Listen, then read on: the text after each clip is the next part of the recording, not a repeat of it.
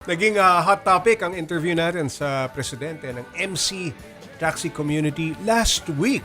Iginit naman ng PNP na may nakalatag silang police visibility para mapigilan ng krimeng dumadali sa ating mga rider. May report ang ating karide na si Mobile Journal Francis Rivera.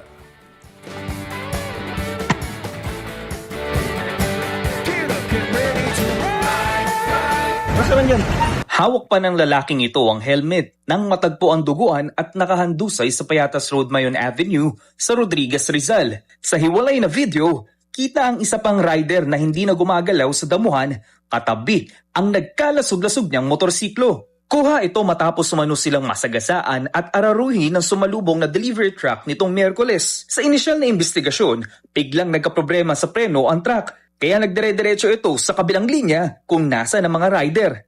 Naaresto ang driver na humingi ng paumanhin sa mga kaanak. Hindi raw niya akalaing magloloko ang preno dahil kaka-maintenance check-up lang ng truck. Ang mga insidenteng tulad nito, pati na ang kaliwat ka ng pambibiktima ng mga kawatan sa mga rider, dahilan kaya marami na sa kanilang hanay ang nag-iingat.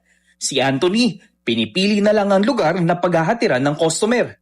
Siguro, wag lang bumaba ng gusto, lalo na pag madaling araw. Wag na tayong sumagad ng hanggang umaga.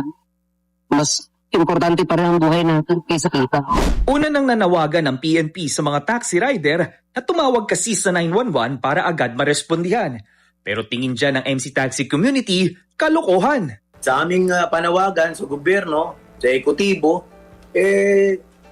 maglabas naman kayo ng order na magkaroon ng police visibility, particular sa mga lugar na talagang matitindi. Ilan lang na mga lugar yan eh.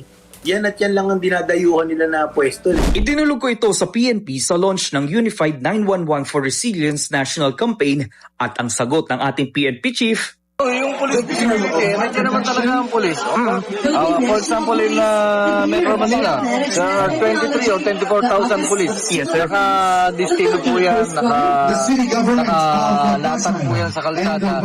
pagtitiyak pa nito para sa mga rider, agad nilang re-respondihan ang idudulog ng mga sumbong sa kanilang tanggapan. Let us know kung mayroong insidente na sasaktan sila. Not only pagka may banggaan, anong problema. Ang mandato ng Philippine National Police ay mag-respond to ensure peace and order sa ligtasan ng bawat isa. Mandato namin yun eh. Hindi na kailangang magbigay ng assurance or whatsoever. Si DILG Secretary John Vic Rimulya, muli ring nanawagan sa mga parak na siguruhing nasasagot agad ang bawat tawag sa 911. We have to win the people's trust. Ang tiwala ng tao higit sa lahat ay nag-uumpisa sa atin. Seryosuhin natin ang trabaho to. Kailangan tayo ng tao. Kailangan nila ang ating kalistuhan. Kailangan nila ang 911. Mga kapatid, Mobile Journal Francis Rivera po, hatid ang muka ng balita. Ayun, police visibility. Paulit-ulit nang iginit. Ginigit ka ng mga kapwa natin na nagra-ride, ano? And kahit hindi yung mga TNVS, kahit yung mga nakakausap ko, paano hindi ka kakabahan, wala kang makakitang police. Pero according to sa PNP, nakalatag naman yung kanilang programa para sa police visibility.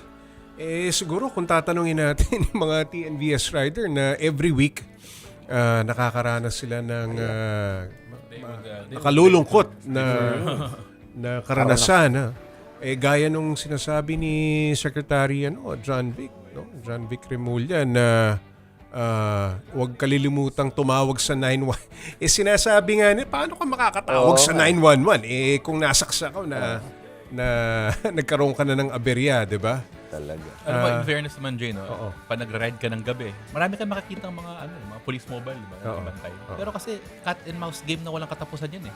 Kung saan may police, syempre, yung mga kawatan. Doon sa walang police. Kaya talaga walang katapusang habulan yan eh. Baka kailangan undercover.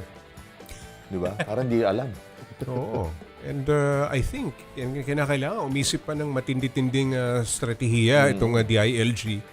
Lalong-lalo na itong PNP sa pagsakote at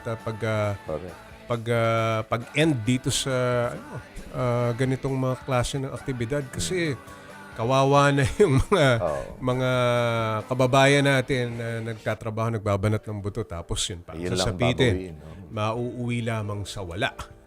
So, ayun po. Hindi naman tayo titigil dito sa pagpapaalala sa ating mga Correct. otoridad.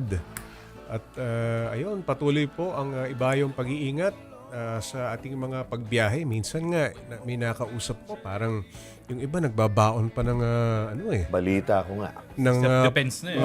para makalaban man lamang sila, makaganti man lamang kahit papaano. Pero nako, napakahalaga ho ng buhay at huwag nating sayangin.